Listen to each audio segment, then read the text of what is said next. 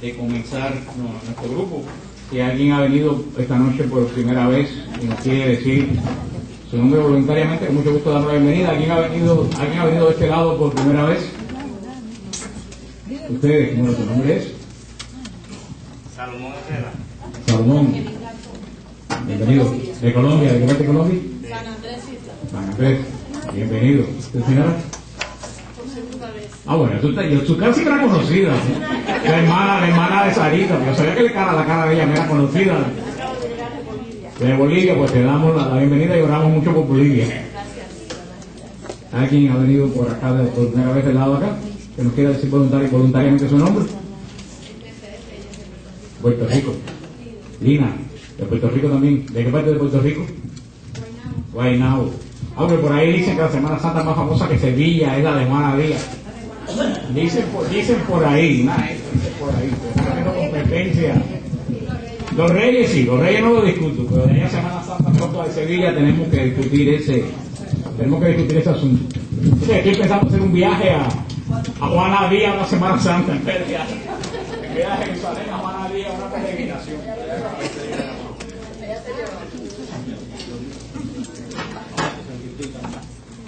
Hoy también la iglesia celebra a San Alfonso Rodríguez, religioso y también fue viudo, porque todo el mundo piensa que los religiosos todos son serios, pero hay religiosos y religiosas que han sido casados y que han sido viudos. De hoy es un típico viudo, comerciante, portero por 45 años de un colegio. Poco instruido en las ciencias del mundo, pero un verdadero místico. San Alonso nació en Segovia, España, en 1533, hijo de un comerciante acaudalado. Cuando todavía era muy niño, llega por primera vez a Segovia, dos padres jesuitas a predicar una novena.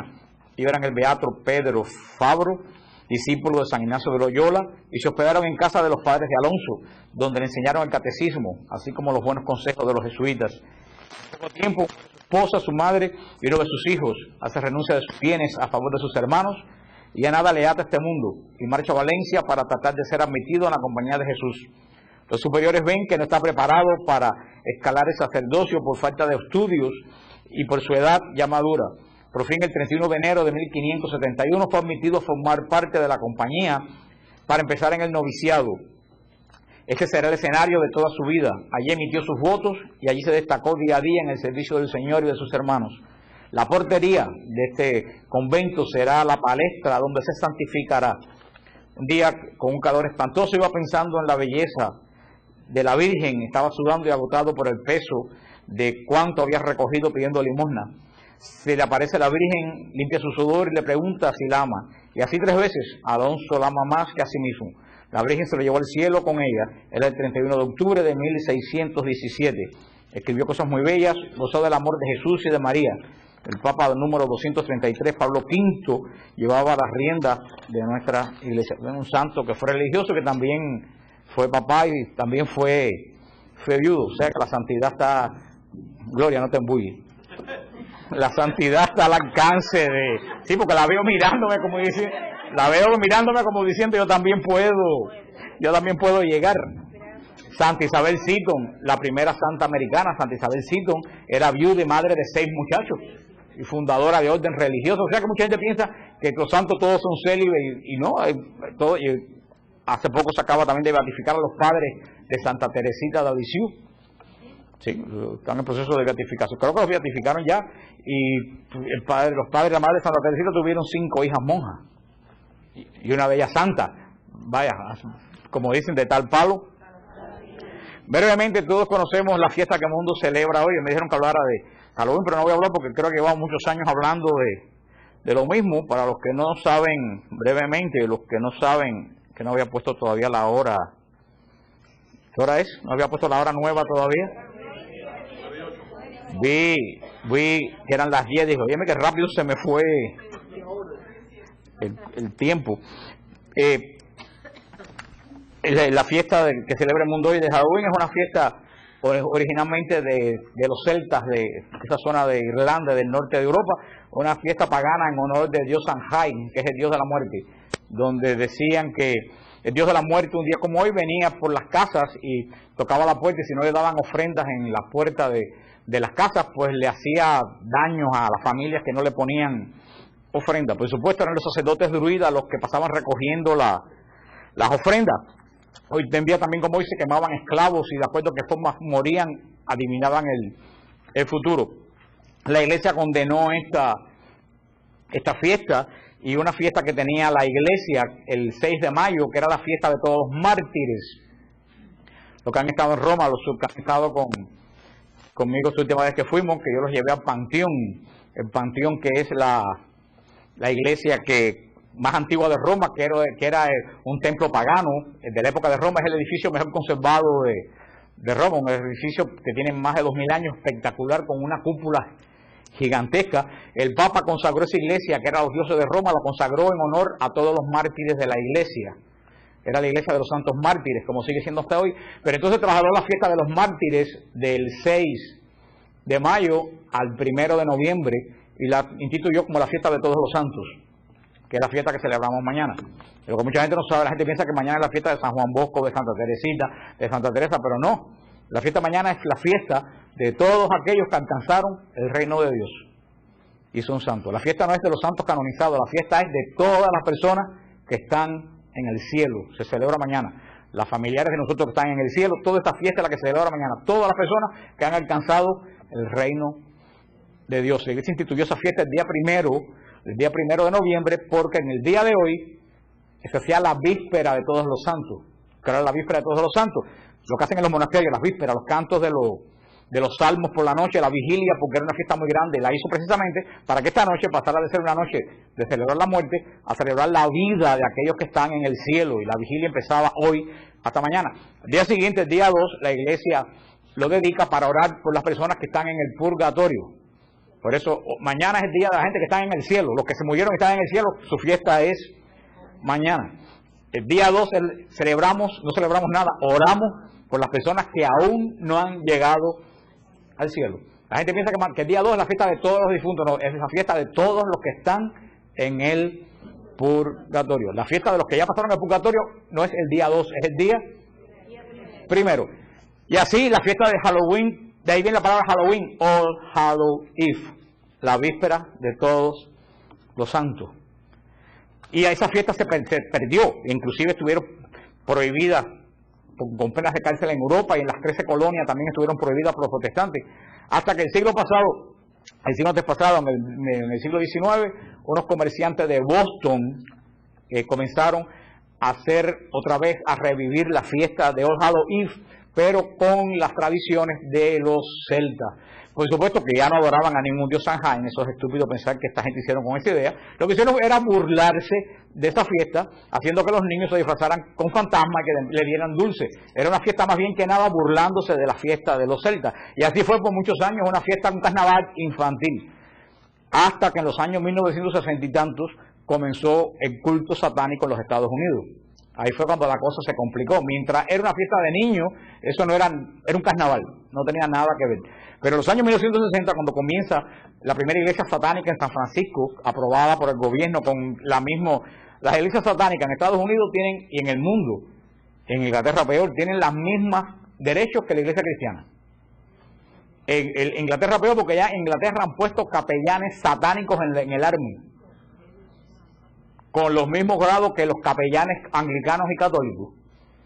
Y en Estados Unidos, lo que pusieron en las cárceles, hay capellanes satánicos en las cárceles. Pusieron la gente haciendo los ritos en las cárceles en Estados Unidos. Cuando se le da a las iglesias satánicas el mismo rango que a las iglesias cristianas, esta noche vuelve a tomar el sentido que tenía hace 2000 años atrás. Para los satánicos, esta noche es como la noche de la Pascua para nosotros. Así como el sábado santo para nosotros, con la vigilia pascual, todas las iglesias del mundo alabando a Cristo resucitado, esa gente también. La noche de hoy es la noche para ellos equivalente a la Pascua cristiana. Y el que no me quiera creer, lo único que tiene que hacer es entrar a los webs satánicos del internet, que no se los recomiendo, que hay muchísimos. No sé, Mirde está en el closet. Mirde está en el closet. No, porque se durmió, yo creo que se durmió. Déjame ver, ya sé.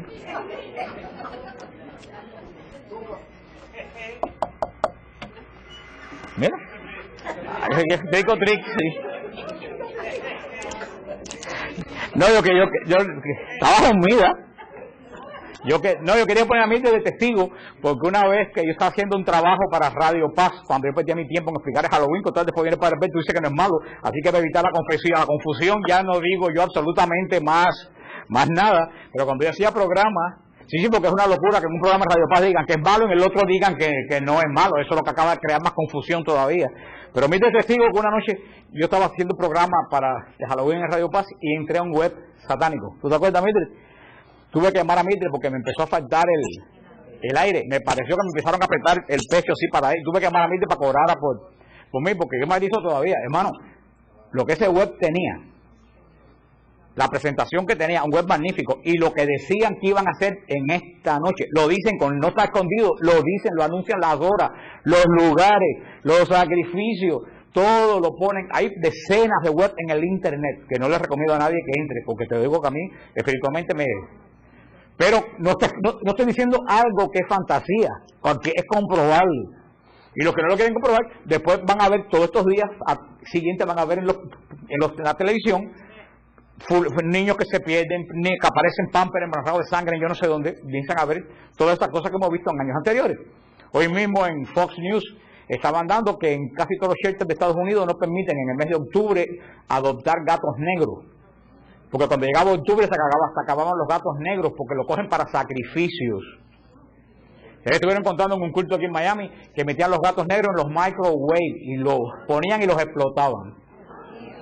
Quiero decirle que esta noche es una noche que se hacen cosas negativas, espirituales muy fuertes en todo el mundo. No solo los satánicos, la gente de la magia negra también, oigan a ver del mercado, todas las cosas que anuncian que para que hagan. O sea, es una noche que así que se está invocando el otro anda totalmente desbocado, que no tiene poder contra nosotros definitivamente, pero ya no es más nunca una fiesta como lo era en los años 50 o como en los años 40, porque ya se han mezclado dos cosas muy extrañas en esta noche. Así que esta noche lo mejor que uno hace es mantenerse alejado de todo eso. Y a la gente que me dice que es una fiesta inofensiva, yo le digo que deje salir a su niño a las 9 de la noche de puerta en puerta a pedir caramelos sin nadie. ¿Ustedes creen que lo hacen? Entonces no es una fiesta inofensiva. Después estamos viendo los caramelos llenos con cuchillas, con pincho. Hermano, la que pasa es que tenemos mala memoria, pero las cosas que vemos todos los años, ya hace 2 o 3 días empezaron los fuegos en Detroit, que le dan candela a las casas. Empezaron los fuegos, darle candela, ya murió una familia entera en una casa. O sea, hay cosas muy raras en esta noche, así que es una noche para, si se invoca al otro, nosotros invocar al que tiene poder sobre el otro, que es el Espíritu de Dios. Vamos a hablar hoy, porque estamos en tiempos de apostasía y de tanta confusión. Hablamos del quién sustenta el poder en la iglesia, el poder de interpretar las escrituras en el Papa, vimos la tradición y la escritura, vimos la iglesia o la Biblia, pero increíblemente yo no puedo creer que he tenido que hacer un artículo defendiendo la canonicidad de los 4 evangelios en la iglesia, porque hay una corriente que comenzó en un seminario protestante de California que se llama el Seminario de Jesús, pentecostal, protestante, se ha pasado a algún sector de la Iglesia Católica. Ese Seminario de Jesús se reúne todos los años, coge la palabra la mira y dice, no, ustedes creen que esto es cierto, y cada cual pone vota sí o no, y si todo el mundo se da cuenta que no es cierto, quitan ese pedazo del Evangelio. O le daban la interpretación que así dicen que María no fue virgen, esos son esa gente que dicen que Cristo no entró en Jerusalén, que Cristo nunca habló con la samaritana. Al final, que si vemos a ver, del Evangelio no queda absolutamente nada. Y esos pseudos teólogos, de los cuales el Papa dijo que los teólogos estaban para fortalecer la fe del creyente, no para quitarle la fe.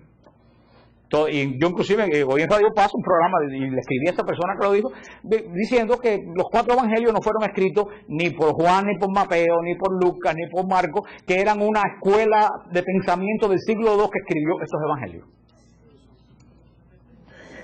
Y hay sacerdotes por ahí que también lo están diciendo. Vaya, no es doctrina de la iglesia, estoy diciendo que esto es una escuela de los liberales que todo lo ponen en duda. Todo lo ponen en duda, menos las cosas científicas.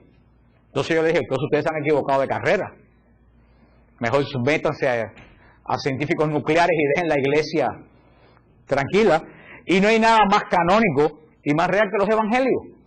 Si a mí me dicen ahora que los evangelios no los escribieron, yo le dije a esta persona, si tú me dices que los evangelios no fueron escritos por Lucas, por Marcos, por Mateo, ni por Juan, entonces fue un sacerdote. Yo le decía, entonces tú eres un mentiroso.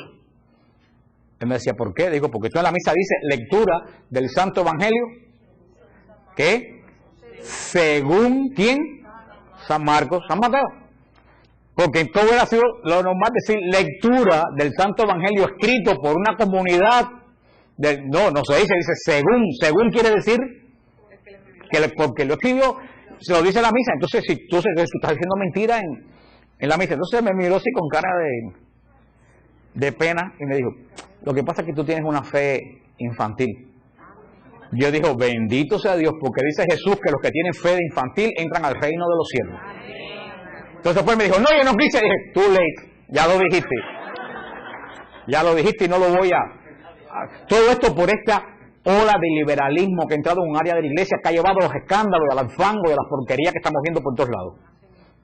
Porque lo que hemos visto que el liberalismo que se coló en la iglesia en los años 60, lo único que ha traído es desgracia a la iglesia. Yo tuve que escribir este artículo, vamos, para que nadie lo confunda, porque aunque venga alguien con un cuello romano y le diga algo que está en contra del magisterio de la iglesia, aunque esa persona tenga un cuello romano, está diciendo ¿qué cosa? Mentira. Aunque venga una doña con un velo de monja y una toca por aquí, te diga algo que está en contra de lo que dice el magisterio de la iglesia, está diciendo mentira. Aunque venga un obispo con el gorro rojo y te diga algo en contra del magisterio de la iglesia, está diciendo mentira. ¿Tú sabes lo único que no puede ser mentira? El Papa cuando habla en materia de fe y de moral. De ahí para abajo, porque me lo dice, ay, pero es que me lo dijo un sacerdote. Si te dijo algo que no está en el catecismo, está diciendo mentira. Me lo dijo un obispo. ¿Qué cosa fue Marcel Lefebvre? Un arzobispo y fue excomulgado porque hizo el cisma de la iglesia. O sea que los obispos se equivocan, los sacerdotes se equivocan, y las monjas se equivocan, y los laicos también se equivocan. Lo único que no se equivoca ni es el Papa cuando habla en materia de fe y de moral es cátedra. Porque cuando él habla como persona privada también se equivoca. Porque hay mucha gente que se confunden por un velo o por un altacuello. Y por eso tengo que tener el catecismo de la iglesia. Si lo que me dicen no va de acuerdo al catecismo de la iglesia, está diciendo mentira. Y así se lo tenemos que decir. Como se lo dije yo, padre, usted es un mentiroso. Punto. Pero hay un teólogo que se llama Soren Kierkegaard, que él decía, el cristianismo es el único fenómeno histórico que a pesar de lo histórico, o mejor dicho, justamente por lo histórico, ha querido ser para el individuo el punto de partida de su certidumbre eterna. Ha querido interesarle de otra manera que la meramente histórica. Ha querido basar su salvación en un hecho histórico.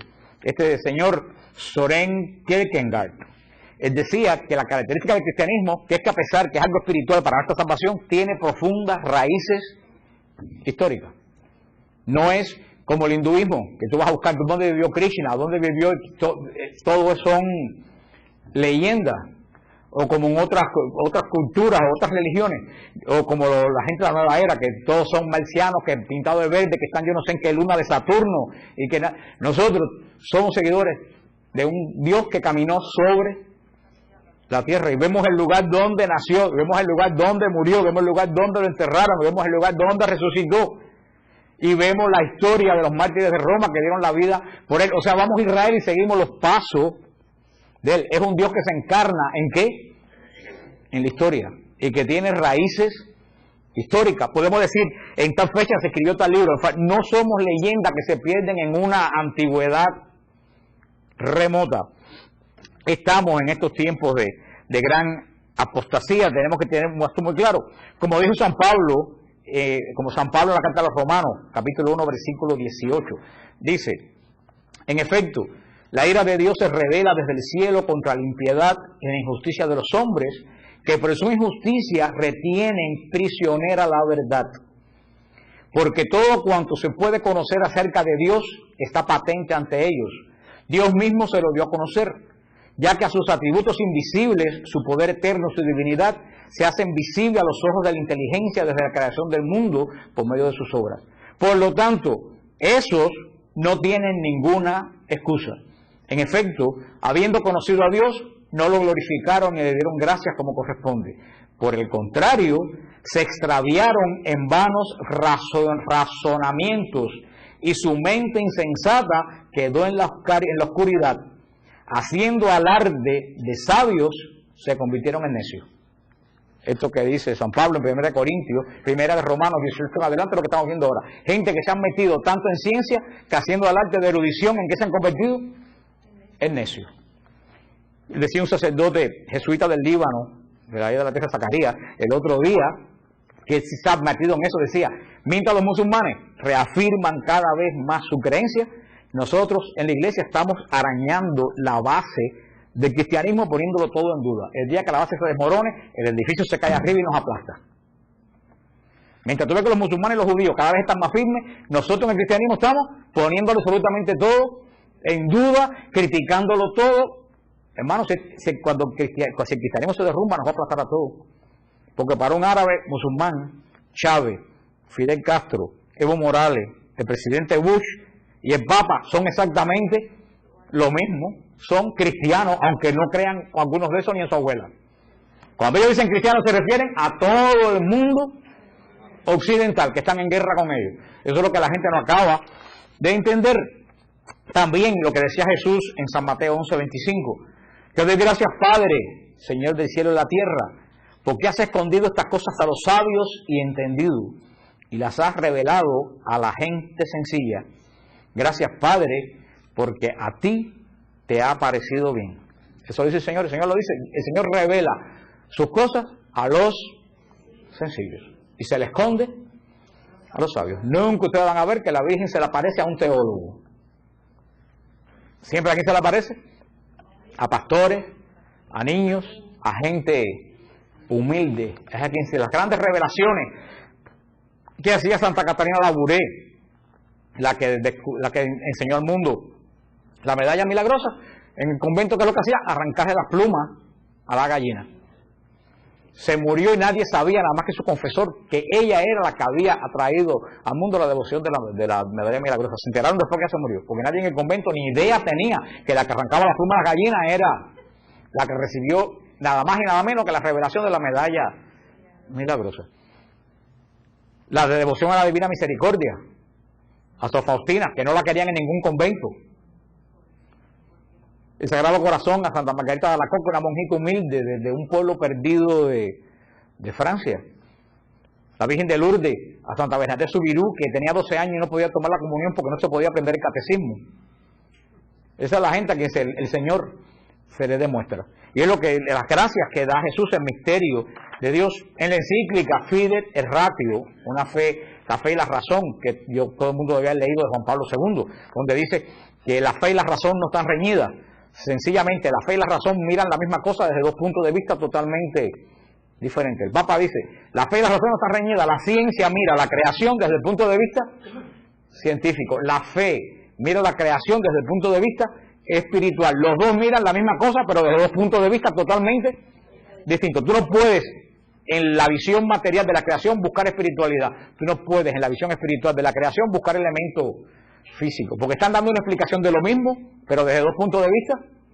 ¿Entienden eso? Lean la encíclica de Juan Pablo II, Fides et Ratio. Dice Juan Pablo II, en efecto, esta no está llamada a expresar un juicio sobre los contenidos de la fe, hablando de la ciencia, siendo incapaz de hacerlo por no ser idónea para ello. Su tarea más bien es saber encontrar un sentido y descubrir las razones que permitan a todos entender los contenidos de la fe. Se dice que la ciencia nos debe ayudar a encontrar los contenidos, no a desentrañar los misterios de la fe. Por eso, cuando la gente mira la creación y dice, pero el Génesis, ¿dónde están los restos, los fósiles? Digo, hermano, tú no puedes buscar los fósiles en el Génesis, porque el Génesis está viendo la interpretación espiritual de la creación, mientras que la ciencia está buscando la interpretación física. Ustedes pueden ir a la teoría de la relatividad a buscar los misterios luminosos del rosario. No, entonces, ¿por qué quieren en Génesis buscar coacervado y buscar explosiones atómicas? El Génesis es la interpretación de cómo el mundo salió de la voluntad de Dios, no cómo se desarrolló, sino el principio que Dios hizo en el orden de la creación. Hablando de los cuatro de los 4 evangelistas del Evangelio, tenemos unos puntos aquí que yo saqué. Y dice, si los 4 evangelistas no escribieron los evangelios, entonces, oigan bien esto, que como dice el coronel Matías María, oigan bien esto, si los 4, son elementos que les doy para que ustedes puedan defender esto, si los 4 evangelistas no escribieron los evangelios, entonces no tenemos testimonio directo de Jesús. Por algo están negando. ¿Tú sabes quién está detrás de toda esta negación del evangelio? No, más allá de la nueva era, el demonio. Porque todo negar los evangelios es negar a Cristo. Y si tú niegas los evangelios, si los evangelios no están escritos por la gente que vieron los hechos, están escritos en el siglo II, no tenemos un testimonio directo de Jesús. Entonces podemos caer en el campo de la fábula y de la leyenda. Si los 4 evangelistas no escribieron los evangelios, la iglesia nos ha engañado por 2000 años. Está poniendo en duda, primero, la existencia de Jesús. Segundo, la veracidad de la iglesia. Y si la iglesia nos engañó en esto, ¿quién duda que nos engañó en todo lo demás? Fíjate que no es sencillamente una teoría literaria o científica, hay cosas detrás de esto. Si los 4 evangelistas no escribieron los evangelios, entonces la liturgia es un fraude y no está guiada por el Espíritu Santo. Porque en la liturgia se dice lectura del evangelio según San Mateo. Si los 4 evangelistas no escribieron los evangelios, el concilio de Cartago y el concilio de Trento se equivocaron. Y si el concilio de Cartago y el concilio de Trento se equivocó, es porque no ha estado inspirado por el Espíritu Santo. Porque ustedes se recuerdan cuando hablamos de la formación de la Biblia, cuando la iglesia forma el Nuevo Testamento en el concilio de Cartago, se recuerdan qué instrumento utilizó la iglesia para definir qué evangelio era verídico y qué evangelio era falso. ¿Se recuerdan los elementos? Primero, el evangelio tenía que ser escrito por un apóstol o por alguien que fue testigo ocular de lo que pasó. Esa fue la primera categoría que puso el concilio de Trento. Por lo tanto, el evangelio de Santo Tomás, el evangelio de Pedro, que eran del siglo II, del siglo III, ¿qué hicieron? Los quitaron, porque no había prueba de que venían del siglo I. Ahí está. Si entonces tenemos que los 4 evangelios que hizo la iglesia en el concilio de Cartago definió como evangelio válido, no lo escribieron los evangelistas, también entonces la iglesia en el concilio de Cartago, ¿qué hizo? Se equivocó. Y qué raro que eso surge ahora junto con el evangelio de Judas, que es del siglo II. Porque ¿quién escribió el evangelio de Judas? Una comunidad del siglo II. ¿Quiénes dicen que escribió el evangelio de San Marcos? Una comunidad del siglo II. Y entonces, si el evangelio de San Marcos lo leemos como bueno y es del siglo II, el de Judas, ¿por qué no va a ser bueno también? ¿No ven que hay una conexión que a la gente se le escapa detrás de esta negación de los 4? ¿Y por qué surge ahora esto? ¿Por qué? Precisamente por lo que estamos viendo. Porque están que el demonio, lo dijo Elena Blavatsky en el siglo XIX, el demonio está queriendo socavar la iglesia, como vio que de afuera no podía. ¿De dónde la que está queriendo socavar? Pero él no sabe que las puertas del infierno no prevalecen ni afuera ni adentro. Pero bueno, de todas formas va a la guerra y nosotros tenemos que aplastarle, mira, la cabeza. Y para eso traigo el zapatón que traigo hoy. Si los 4 evangelistas no escribieron los evangelios, ¿quién me garantiza a mí que lo que dicen los evangelios es real? Nadie. Si los 4 evangelistas no escribieron los evangelios, cualquier otra obra es válida para leerse en la iglesia. Si los 4 evangelistas no escribieron los evangelios, termino diciendo de nuevo, no hay constancia histórica de Jesús. Les pongo un ejemplo. Todos los evangelios que se quitaron de aquel montón de evangelios y de epístolas que habían, no todos tienen herejía. Hay evangelios que tienen herejía, como el evangelio de Santo Tomás, que es un evangelio gnóstico, como el evangelio de Judas, que es un evangelio gnóstico. Son libros que tienen herejía, pero habían libros que no tenían herejías. ¿Cuál libro? La Didaché. La Didaché es el libro cristiano más antiguo que los evangelios. Se cree que es del año 40 de nuestra era. Se llama la Didaché, lo pueden encontrar en el internet, o Doctrina de los Apóstoles. Es un libro que no tiene ni una sola herejía. Porque en la comunidad primitiva se leía los domingos en la misa. ¿Por qué lo quitaron? A pesar de que no tiene herejía, porque no fue escrito ¿por quiénes?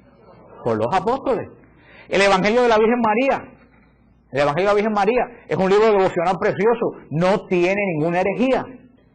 ¿Por qué la iglesia no dejó el Evangelio de la Virgen María? Porque no había constancia que ese Evangelio lo hubiera escrito los apóstoles. Era un libro devocional del siglo II, como puede ser hoy en día el libro La Cena del Cordero de Scott Hahn. Tiene herejía, no es un libro tremendo, pero no se puede leer en la misa porque no fue escrito por la gente que oyeron.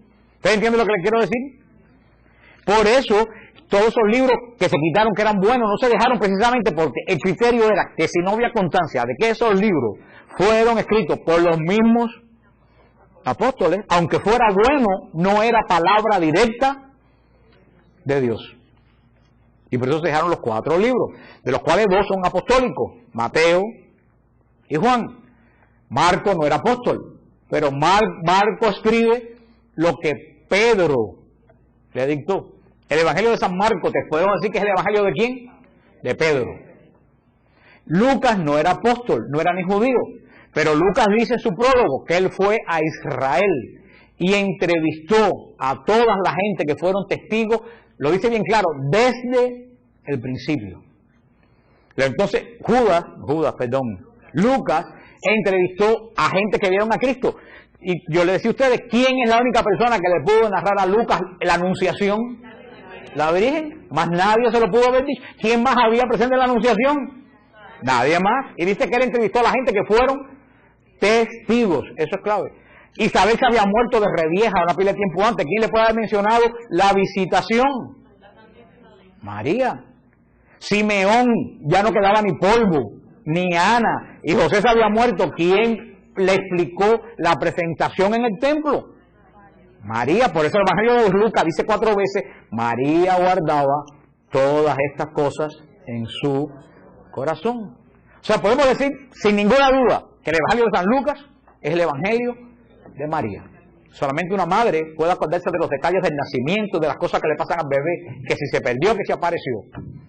Eso ningún hombre se acuerda casi nunca de eso. Por eso esos 4 evangelios, la iglesia los dejó. Ahora, yo le decía a este sacerdote, y vamos ahí, si el evangelio de Juan no lo escribió Juan, lo escribió una comunidad griega del siglo II, entonces es un evangelio totalmente mentiroso. ¿Por qué? Porque en el capítulo 19, Juan dice, el que lo vio, da testimonio de ello. Cuando salió sangre y agua, dice, el que lo vio, da testimonio. Entonces, si no lo escribió Juan, lo escribió alguien en el siglo II, 100 y pico años después, ¿qué es lo que está diciendo ahí? Mentira. Si el Evangelio de San Lucas lo escribieron en el siglo II, San Lucas que dice, yo fui, querido Teófilo, y entrevisté a las personas que fueron testigos oculares desde el principio. Si no lo escribió San Lucas, entonces ese libro es un libro mentiroso. Ah, porque la computadora no concuerda. A mí que me importa la computadora, yo confío en el Espíritu Santo. Eso es lo que trae cuando querer meter las cosas de la ciencia para entender las cosas de Dios. Por eso, entre lo que me diga un teólogo trasnochado con toda su computadora, que estos evangelios no son canónicos, yo le digo, tú eres un mentiroso, porque la iglesia dice que estos 4 evangelios, y el Concilio de Cartago lo dijo, son de origen apostólico.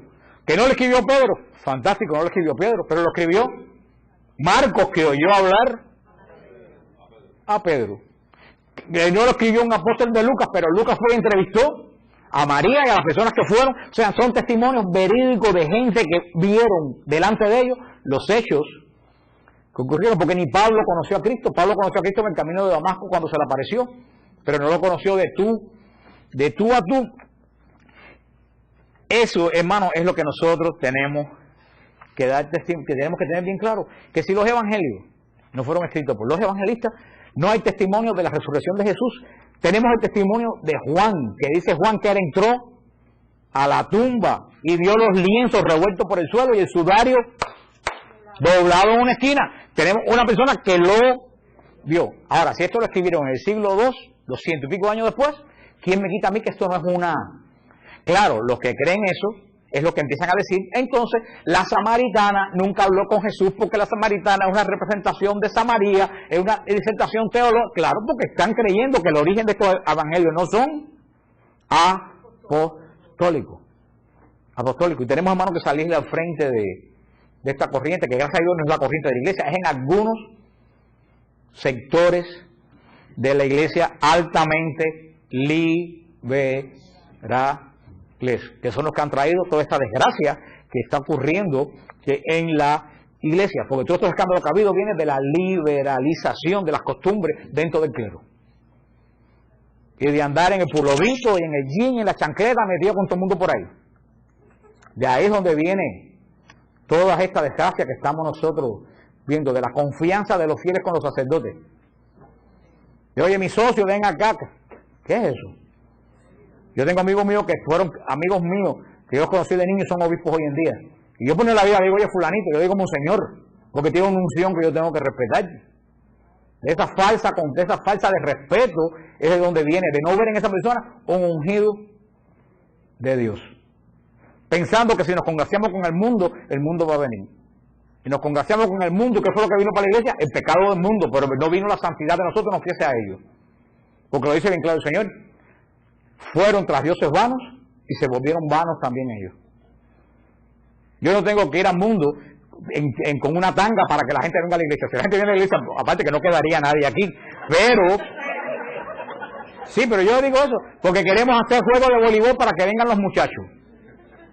No, hermano, yo no tengo que hacer un juego de voleibol para que vengan. Si el joven viene a la iglesia para un juego de voleibol, cuando no haya voleibol, no vienen. Voleibol van a South Beach. ¿Tú entiendes lo que le quiero decir? Hemos cogido la técnica totalmente equivocada. Los mormones tienen a los muchachos en bicicleta y no les hacen juego de voleibol, ni fiesta, ni nada. Les dan la doctrina pura, que es lo que la gente quiere. Pero ese traen una firma de Chicago judía a hacer una campaña de marketing y de propaganda para que la gente dé dinero. ¿Pero en qué estamos? Y lo dijo el Santo Padre el otro día, la caridad católica no es la Cruz Roja. Nosotros no hacemos caridad para ayudar a los demás, hacemos caridad porque Cristo nos mandó a amar a los demás. Pero hay que tener cuidado porque el mundo se está metiendo y esto es parte, ese berrinche es parte de todo. Desde el siglo I, la iglesia ha proclamado que los evangelios son obra de estos 4 escritorios sagrados. Aquí tengo algunos testimonios.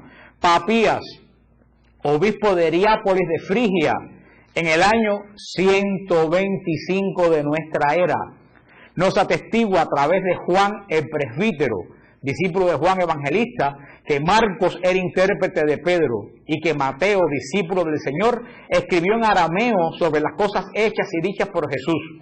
Este testimonio lo recogió más tarde el historiador Eusebio de Cesarea. Vemos que en el año 125, ya Papías dice que Juan y que Mateo escribieron los evangelios. Ahora va a venir a mí un sapo del año 2006 a decirme que Papías, que estuvo a 60 años de eso, se equivocó y que él sabe lo que está diciendo.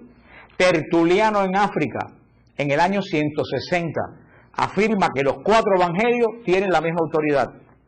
San Ireneo, en el año 170, obispo de León, discípulo de Policarpo, que era discípulo de Juan el Apóstol. O sea, Juan el Apóstol enseñó a Policarpo y Policarpo enseñó a Ireneo.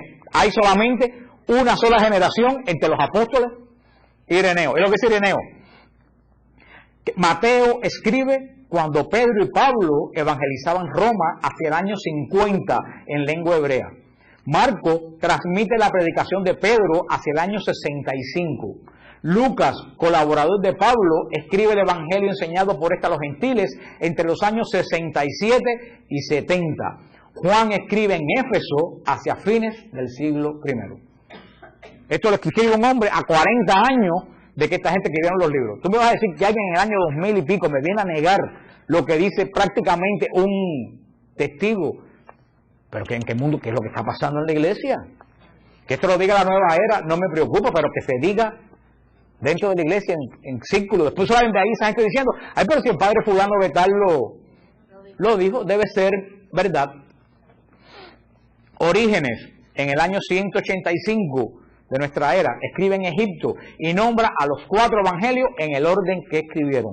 Clemente de Alejandría, en el año 200, habla de los 4 evangelios que conocemos hoy y habla sobre la tradición, cómo se formaron. Hasta finales del siglo II, ya existía en Roma el canon que está en los museos hoy en día, que se llama Fragmento de Muratori. Eso está en los museos hoy en día. El Fragmento de Muratori es muy famoso. Documento que contiene la lista de los libros del Nuevo Testamento que la Iglesia de Roma consideraba inspirado y apostólico. Y están en los museos. Ahora va a venir alguien porque una computadora le dijo que el lenguaje no se... Confía en las computadoras. Mira lo que pasó cuando la elección del presidente Bush.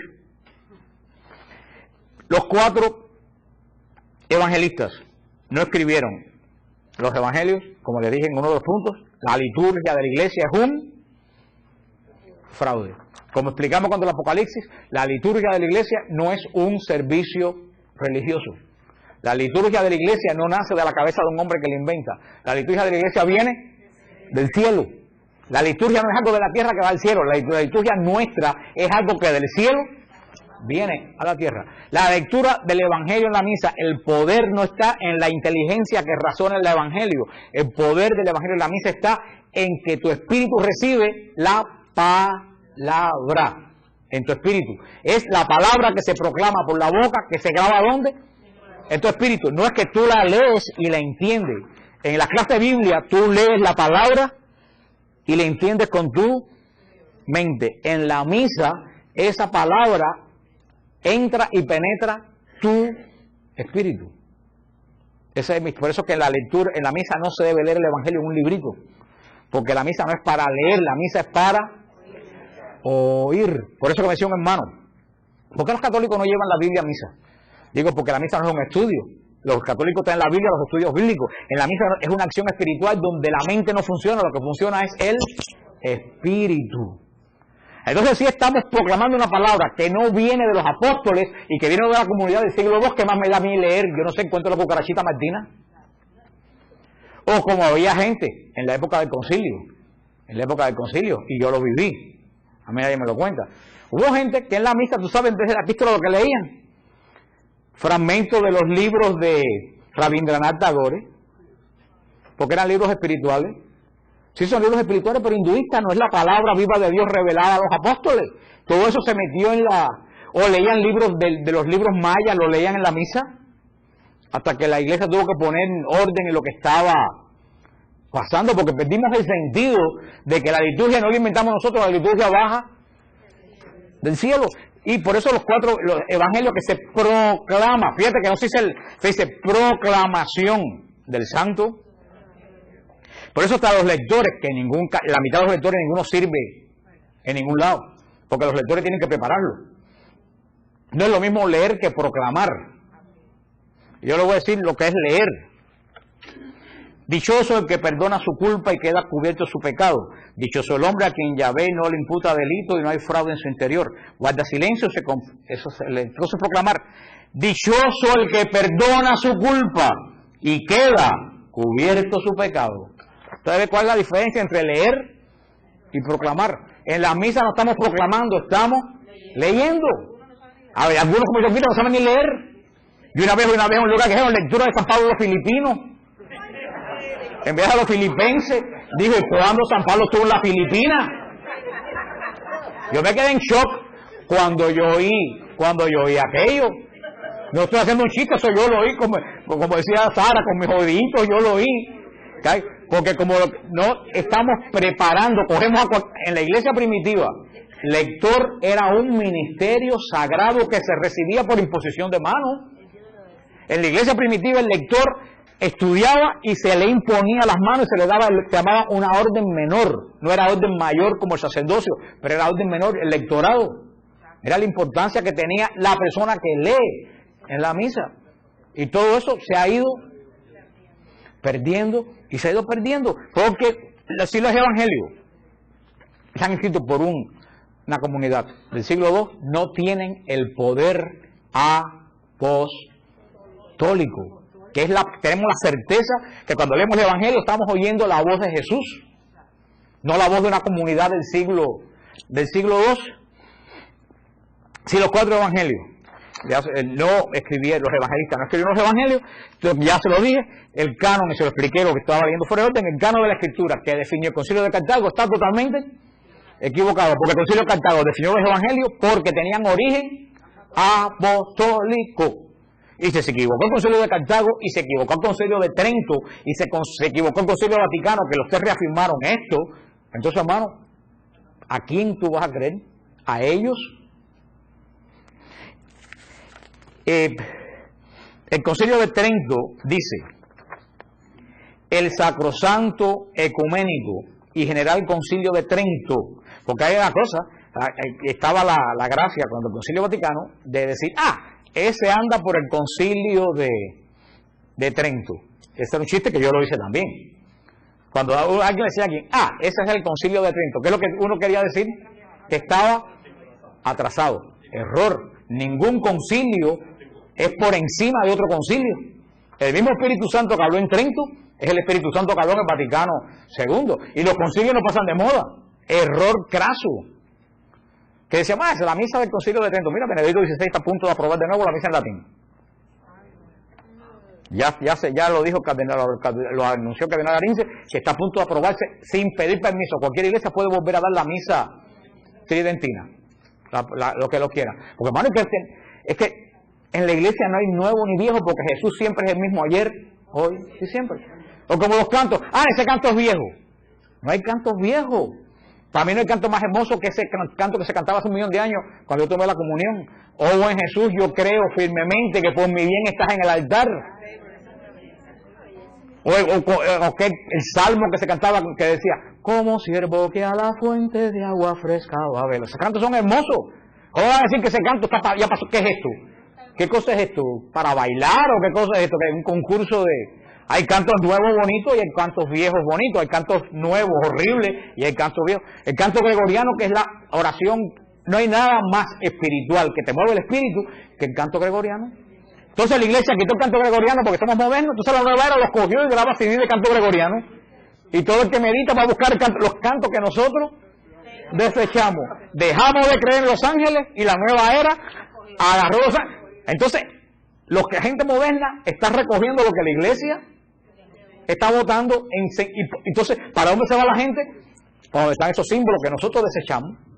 Porque la gente viene a la iglesia no buscando modernismo, viene buscando la palabra de Dios, que es la misma ayer, hoy y siempre. Eso es el gran fallo. Y como decía, el Sacrosanto Ecuménico General Concilio de Trento, congregado legítimamente en el Espíritu Santo y presidido de los mismos tres legados de la sede apostólica, reponiendo siempre por objeto que, exterminados los errores, se conserve en la Iglesia la misma pureza del Evangelio que, prometido antes en la Divina Escritura por los profetas, promulgó primeramente por su propia boca Jesucristo, Hijo de Dios y Señor nuestro, y mandó después a sus apóstoles que lo predicasen a toda criatura, como fuente de toda verdad conducente a nuestra salvación y regla de costumbres. Considerando que esta verdad y disciplina están contenidos en los libros escritos y las tradiciones no escritas, que recibidas de boca del mismo Cristo por los apóstoles, o enseñada por los mismos apóstoles, fue inspirada por el Espíritu Santo y ha llegado de mano en mano hasta nosotros, siguiendo los ejemplos de los padres católicos, pues Dios es el único autor de ambos, así como la mencionada tradición perteneciente a la fe y a las costumbres que fueron dictadas verbalmente por Jesucristo o por el Espíritu Santo y conservadas perpetuamente sin interrupción en la Iglesia Católica. Resolvió el concilio además unir este decreto, el índice de los libros canónicos, para que nadie pueda dudar cuáles son los que reconoce este sagrado concilio. Pues si alguno no reconociere por sagrados y canónicos estos libros enteros, con todas sus partes, como ha sido costumbre leerlos en la Iglesia Católica, y se hallan en la antigua versión latina llamada Vulgata, y despreciase a sabienda con ánimo deliberado las mencionadas tradiciones, sea excomulgado. Queden pues todos entendidos del orden y método con que, después de haber establecido la confesión de fe, ha de proceder el Sagrado Concilio, y que de testimonio y auxilio se ha de servir principalmente para comprobar los dogmas y restablecer las costumbres de la Iglesia. Hermano, esto es heavy. ¿Sabe lo que dice el Concilio de Trento? Que no ha pasado de moda ni ha sido anulado. Que el que dude de la canonicidad de los evangelios sea que excomulgado. Y eso está latente. Eso quiere decir que esa gente que están enseñando que los apóstoles no escribieron esto, están de facto, ¿tú sabes qué? Excomulgados. Porque hay una comunión que la proclama el Papa, pero hay una comunión como esta del concilio que todo lo que cae en eso está inmediatamente, como el que se hace masón. Los masones están excomulgados. Tú te haces masón, le dicen no tienes que excomulgarte. Inmediatamente que tú te haces masón, automáticamente quedas excomulgado. Dice aquí, en el concilio de Trento, que inmediatamente que alguien duda de la canonicidad de los evangelios, queda, aunque siga dando misa, esté excomulgado. ¿Qué les parece? Dice el concilio, a ver si tengo aquí la constitución. No tengo aquí la Constitución, pero está en el Concilio de Trento. Dice la Constitución del Vaticano II, la Declaración Dei Verbum, dice en el punto 7, dispuso Dios benignamente que todo lo que había revelado para la salvación de los hombres permaneciera íntegro para siempre y fuera transmitido a todas las generaciones. Por ello Cristo el Señor, en quien se consuma la revelación total de Dios sumo, mandó a los apóstoles a que predicaran a todos los hombres el Evangelio, comunicándole los dones divinos. Este Evangelio prometido antes por los profetas lo completó Él y lo promulgó con su propia boca como fuente de toda verdad salvadora y de la ordenación de las costumbres, lo cual fue realizado fielmente tanto por los apóstoles, que en la predicación oral comunicaron con ejemplos e instituciones lo que habían recibido por palabra, por la convivencia y por las obras de Cristo, o habían aprendido por la inspiración del Espíritu Santo, como por aquellos apóstoles y varones apostólicos, que bajo la inspiración del mismo Espíritu escribieron el mensaje de la salvación. Dice, el mensaje de la salvación fue escrito por los apóstoles o por varones apostólicos. ¿Quiénes son los varones apostólicos?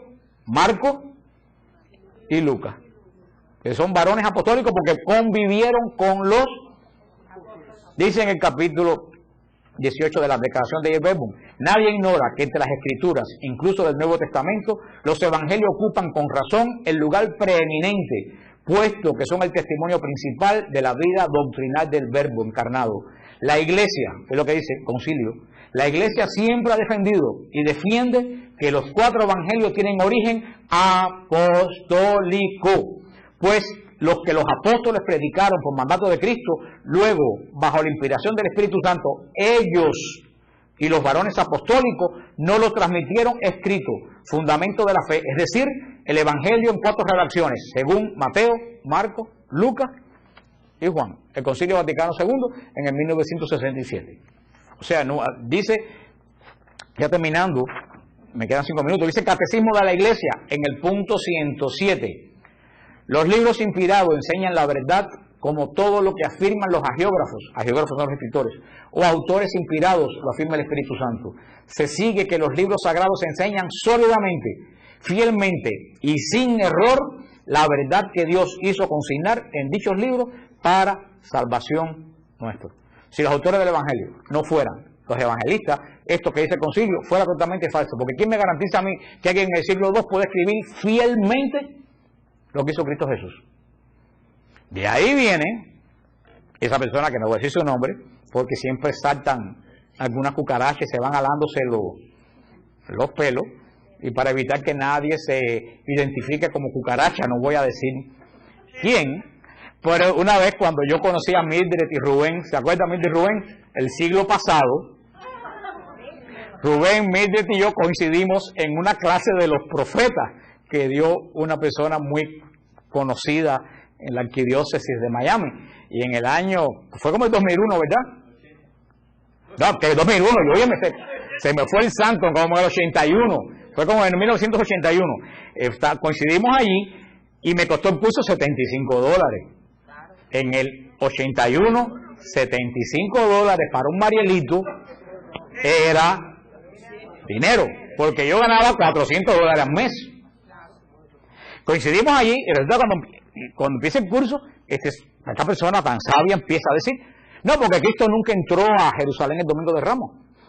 Fue que los que escribieron el Evangelio, como la profecía de Zacarías dice que Cristo va a entrar en el Domingo de Ramos, pues para dar sentido mesiánico de que Cristo entró, escribieron que Cristo entró a Jerusalén. Y la Magdalena María no le lavó los pies a Jesús con un ánfora. Eso quiere decir que en el ánfora el óleo fue ungido. Y yo fui, primera vez que yo oía eso.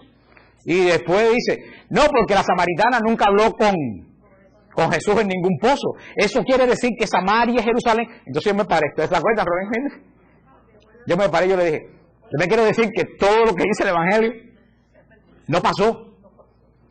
Dice, no. ¿Cómo usted me explica eso? Dice, no, porque como pasó mucho tiempo, ahí viene, como pasó mucho tiempo en que se escribió el Evangelio, a la gente se les olvidó y reconstruyeron la vida de Cristo en base a las profecías. Entonces se les olvidó, ¿y qué hizo el Espíritu Santo en ese tiempo? Entonces me miró y me dijo, es que estas clases no es para todo tipo de mentalidad. ¿Me acuerdas, Rubén, de lo que yo le dije? Yo dije, me alegro en el alma que mi mentalidad no sea la suya. Cogí mi Biblia y perdí $75. Y yo creo que Rubén y Mita estaban grabando, ¿verdad? Yo creo que no volvieron a grabar más después de aquello. Hermano, de esos fangos, de esas aguas, vienen estos fangos que nosotros nos cogen y nos tienen ahora hasta aquí. De esas aguas, porque cuando se pone en duda todo lo que es santo, si tú vas poco a poco quitando la santidad y quitando, como decía San Agustín, si tú desnudas a Dios, lo único que queda es el ridículo. Dios es misterio. Dios es misterio. Ustedes ven en las películas cuando alguien le arranca la ropa y sale corriendo sin ropa, que es lo que hace todo el mundo. Se ríe. No, cuando en una película alguien le arranca la ropa y sale y se queda con la chaqueta en la mano, todo el mundo se ríe, porque es el ridículo. Y eso es lo que hemos querido hacer con Dios. Hemos querido desnudar a Dios para que la gente lo entienda. Y lo decía San Agustín, si tú entiendes a Dios, ese no es Dios. Dios es incomprensible. Tú no puedes entender a Dios. Dios reside en el misterio. Y por eso la liturgia antes era de espalda a la gente. No para que la gente no viera lo que estaba pasando. Es que la liturgia como Dios es misterio. Y cuando hay misterio tú te pones reverente. No cuando todo te lo ponen ante la vista. ¿Qué cosa hay que hacer ahí? Nada más que qué. Que mirar. Ya no hay misterio. Eso, a ver qué me queda aquí por decir. Porque he ido saltando según ya le dije lo que lo dice Juan, el que vio testimonio. Como decía Pablo en 2 de Timoteo, capítulo 4, versículo 3 al 4, dice Timoteo, porque llegará el tiempo en que los hombres no soportarán más la sana doctrina. Por el contrario, llevados por sus inclinaciones, se procurarán una multitud de maestros que les halaguen los oídos y le apartan de la verdad para escuchar cosas fantasiosas. Ha llegado un momento. Porque yo vuelvo a decir, y lo que yo le decía a esa persona en ese programa de Radio Paz, que yo le escribí un email, y yo creo que se lo mandé a usted de verdad. Yo le escribí, yo le decía, vamos a suponer que es verdad, que los evangelistas no escribieron esto, que esto lo escribieron en el siglo II. Te voy a dar esa duda. ¿Qué beneficio le trae decir eso en el radio a las viejitas que oyen Radio Paz? ¿Usted cree que le trae algún beneficio o le trae confusión? ¿Qué necesidad hay cuando se está dando el Evangelio de Judas plantarte a decir eso en el radio, aunque sea la verdad más grande? Como decía Pablo, todo me es permitido, mas no todo me conviene. Que yo estoy seguro que son mentiras, pero vamos a suponer en el último caso que fuera verdad. ¿Qué ayuda a eso? A ustedes le ayuda a crecer, decir, oye, los 4 evangelios no fueron escritos por ninguna de esta gente. ¿A ustedes le ayuda a crecer espiritualmente eso? Eso es sencillamente un concepto de alguien que quiere decir, yo sé más que tú. Porque tu mente no es como mi mente. ¿Tú sabes cómo se llama eso? Arrogancia y soberbia. ¿Tú sabes quién es el padre de la arrogancia y de la soberbia? El demonio.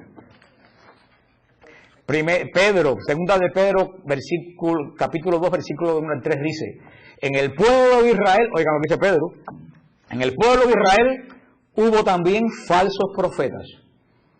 De la misma manera, habrá entre ustedes falsos maestros, que introducirán solapadamente desviaciones perniciosas y renegarán del Señor que los redimió, atrayendo sobre sí mismo una inminente perdición. ¿No será eso lo que nos ha pasado? Que hemos atraído sobre la iglesia una inminente perdición por renegar de la doctrina del Maestro que nos redimió. Muchos imitarán sus desenfrenos y por causa de ellos el camino de la verdad será objeto de maldición. Hermano, mira a tu alrededor, llevados por la ambición y valiéndose de palabras engañosas, ellos se aprovecharán de ustedes.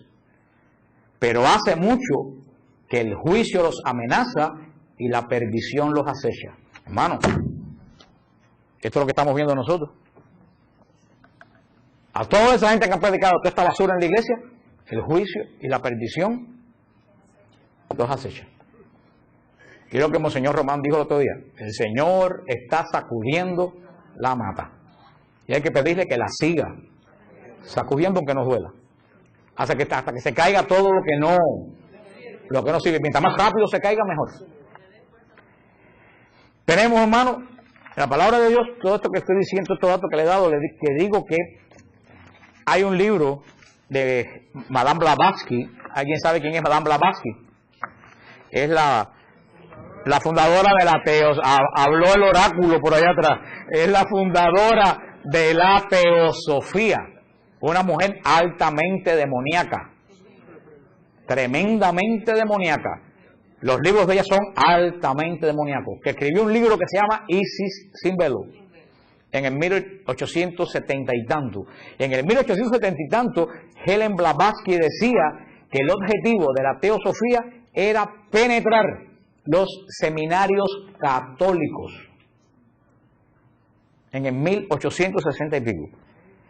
Después, en los años 1940 y pico, Alice Bailey y todos los fundadores de la nueva era también lo dijeron, que esos objetivos iban directamente en contra de la Iglesia Católica.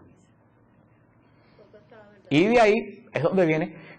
Ahora lo que yo le digo, esto me va a desanimar a mí de la Iglesia Católica, no, esto me afirma más en mi fe católica. Porque si dice la palabra de Dios que al final de los tiempos van a haber falsos profetas que van a apostatar, ¿dónde va a ser la apostasía? ¿Los testigos de Jehová? No va a ser aquí. Se están cumpliendo los signos en esta iglesia. Y el mismo Señor lo dijo, que van a haber tantos falsos profetas que os he de orar para que la fe se mantuviera en el pueblo que la ha recibido. ¿Cómo se pasa todos estos tiempos de confusión? Fíjate que todos los ataques de adentro y de afuera, ¿dónde coinciden? En la iglesia. Todos esos ataques de que Jesús no resucitó físicamente, que resucitó espiritualmente. Todos esos ataques. ¿Tú sabes contra qué va dirigido eso? Contra la Eucaristía. Porque si Jesús no resucitó físicamente, no hay Eucaristía. Porque no dicen, esto es mi espíritu, que dice, esto es mi cuerpo. Cuando ese señor en la Cubanísima dijo que Cristo no había resucitado, eso es un ataque directo a la Eucaristía. Todo esto que estamos viendo de la Escritura es un ataque contra la Eucaristía. Sí, porque entonces, ¿cómo sabemos que Cristo hizo la Eucaristía de verdad? A lo mejor el sermón de Juan 6 también fue inventado. ¿Por qué? Porque usted algo que al demonio le molesta extraordinariamente es dos cosas: la confesión y la Eucaristía. Y este ataque contra los sacerdotes es precisamente por eso. Porque mientras más se desprestigien los sacerdotes, habrá menos gente que acuda a la confesión y menos gente que confíe en la Eucaristía. Entonces esto es un ataque bien planeado. Pero como siempre yo le he dicho, pierde su tiempo. Porque tenemos la promesa de que las puertas del infierno no prevalecerán. El que se escandalice, allá se quede, porque no es espiritual. A mí no me escandaliza nada. Mientras más cosas pasan, usted sigue diciendo, Señor, sigue sacudiendo. Se acabó. ¿Para qué queremos una iglesia llena de porquería? Que se caiga, que se vaya, aunque nos duele. Y que se queden de verdad los que quieren adorar al Dios vivo. Exactamente. No, porque mucha gente de esta gente de la iglesia liberal lo que han hecho es estorbar verdaderamente al que quiere ser un fiel discípulo de Cristo y ponerle trabas. Y ya es el momento que el pueblo de Dios diga, mira, se acabó. Tenemos al Papa, tenemos la tradición y tenemos la Escritura. Todo lo que vaya en contra a lo que dice la Escritura, la tradición y el magisterio de la iglesia, diga quien lo diga, es un mentiroso. Pregunta para cerrar esto ya. ¿Hay alguna pregunta sobre esto? Sobre esto. ¿Hay alguna sobre? Segunda de Pedro, capítulo 2, versículo 1 al 3. Mediten eso porque eso es lo que estamos viendo. Hoy en día está cumpliendo esto que dice segunda de Pedro. Díganme. Hay gente que... Ok, buena pregunta. Aunque no es el tema, pero buena pregunta. ¿Por qué volver a la misa en latín? Jesucristo no dio la misa ni en latín ni en español, la dio en arameo. Tenemos que partir por ahí. El primer idioma de la misa fue en arameo. El segundo idioma de la misa fue en griego, que es a la misa que voy yo los domingos. El tercer idioma fue el latín, por 2000 años, y después, de los años 60, pasó a ser el idioma local. Porque yo voy a una misa que es en árabe y en griego, donde yo no hablo ni árabe ni griego. Por ejemplo, al final de la misa, nosotros cantamos Liyakom Ishnu Rabi Mubarakan Minalana Wailada. Yo tuve que buscar qué quería decir. Pero tú sabes, cuando yo canto en árabe, en arameo, o cuando yo canto en griego, ¿tú sabes qué? Mi mente no está funcionando. ¿Tú sabes lo que está funcionando? Mi espíritu. Yo siento más esas palabras que si las estuviera sacando de mi mente de memoria. Porque la estoy cantando, no estoy esforzándome a empezar lo que estoy diciendo, la estoy cantando con el espíritu. Eso, claro, y eso es para gente que esté un poco más en el espíritu. Que lo que quiso hacer Mel Gibson cuando quiso hacer la película de Cristo en arameo, sin subtítulos. Mel Gibson decía: el misterio de la redención no está en que nosotros entendamos lo que dijo Cristo, sino meterte en el misterio. Cuando tú tienes que estar leyendo subtítulos, ya tu inteligencia suple tu espíritu, y no lo dejaron hacer porque todo el mundo pidió. ¿Tú me entiendes lo que quiero decir? ¿Cuándo la misa era en latín? Si de verdad tú seguías la misa, porque si te ibas a poner a hacer la novena de San Judas Tadeo mientras daba la misa, no estabas haciendo nada. Eso sería educar bien al pueblo. Cuando tú estás en eso, tú te estás dando cuenta que tú no estás ni en una conferencia, ni en una clase de Biblia, tú te das cuenta que estás delante de algo que es verdaderamente misterioso, que te estás adentrando en el misterio de Dios, pero que tú no comprendes. ¿Entiendes lo que quiero decir? Pero claro, para poder hacer eso, habría que educar. ¿Qué pasó en la misa? Como fue 2000 años en latín, ya las últimas generaciones, la gente iba y buscaba crecer porque no se había educado al pueblo y no le había dado a entender el sentido de misterio que tenía la Eucaristía.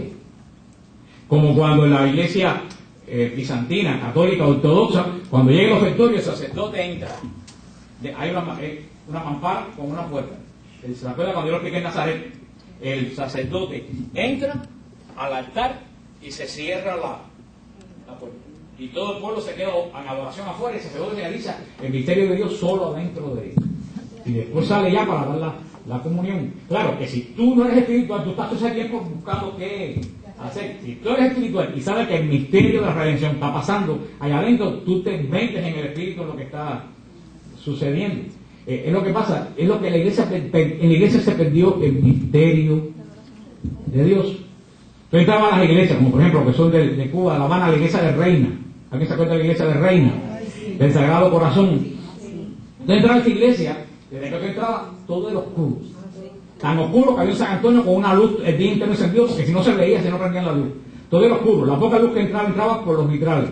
Tú mirabas en el altar y veías el Cristo dorado del tabernáculo. Desde que tú entrabas, el olor a las velas, a ti te daba un sentido de que tú habías entrado a un lugar misterioso, un lugar donde los sentidos tuyos sentían la presencia de Dios. Tú entras a Santa Ágata, desde que entra, la luz te entra por todos lados, tú no ves un Cristo, no ves el sagrario, a ti te parece que estás en un supermercado.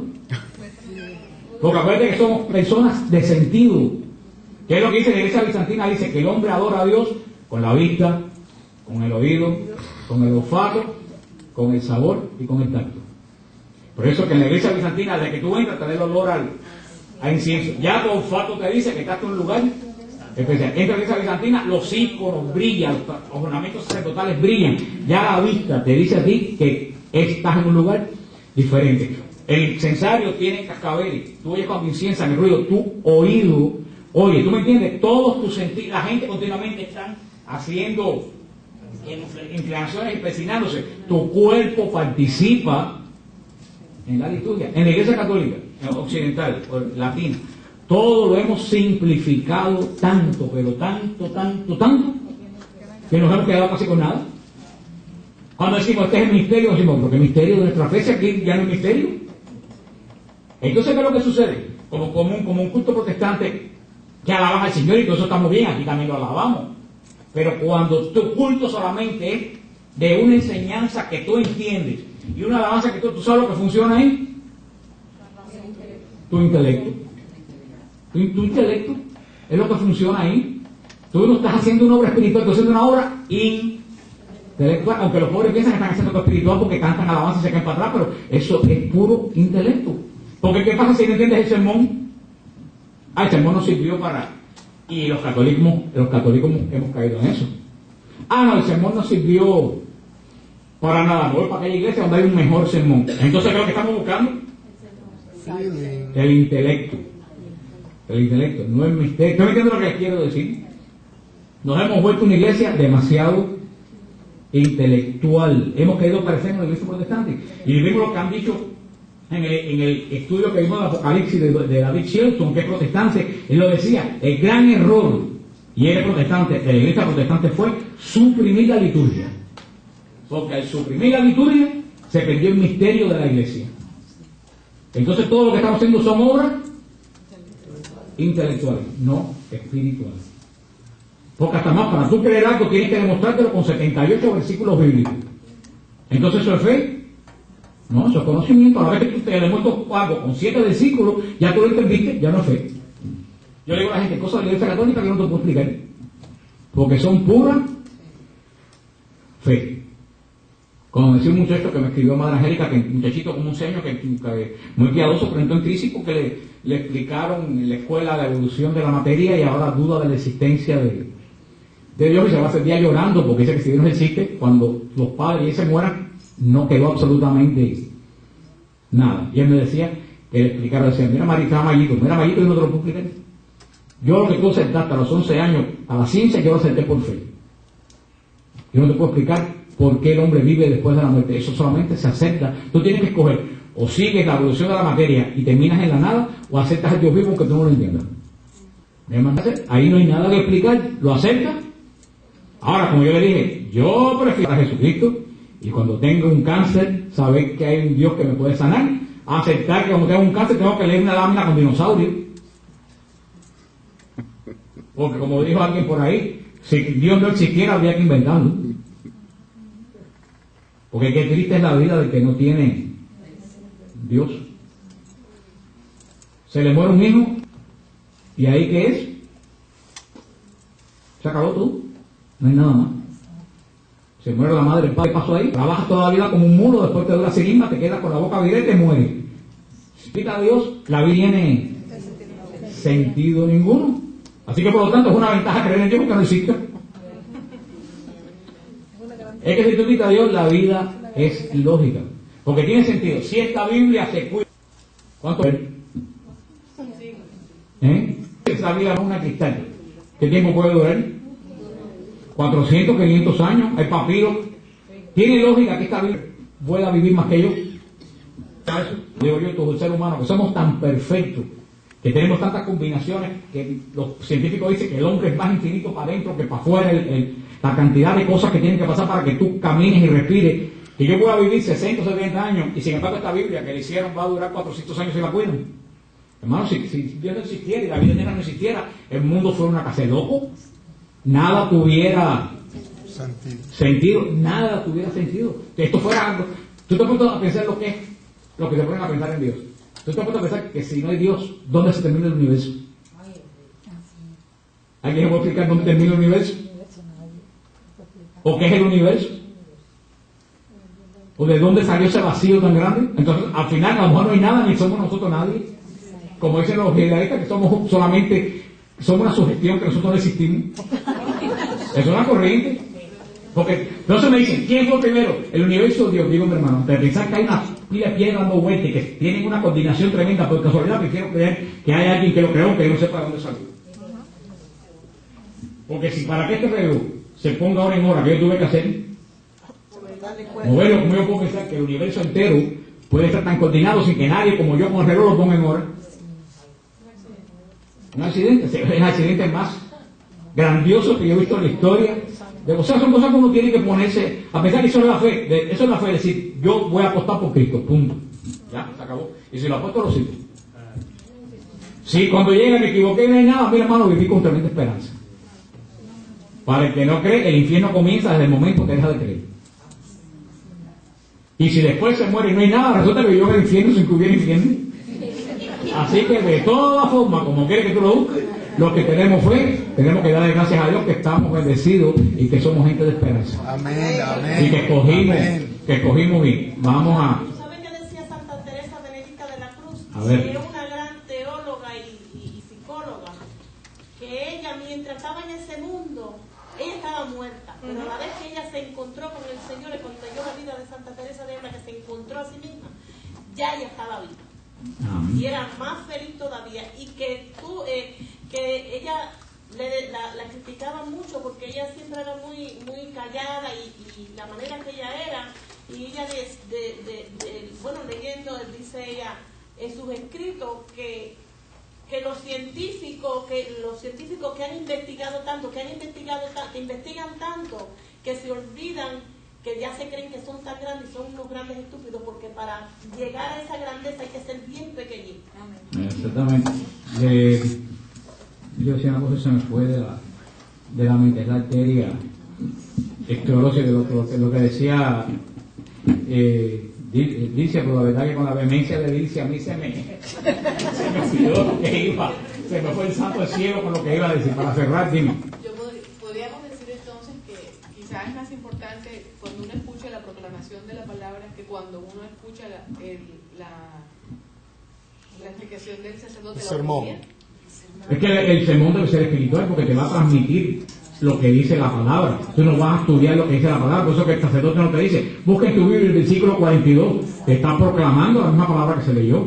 Supuestamente debe ser una proclamación espiritual que te tiene que ayudar a tu crecimiento espiritual también, porque por eso es la proclamación de la liturgia, por eso la predicación es una explicación, esto la que oye es una explicación, el sermón es una exhortación de vida.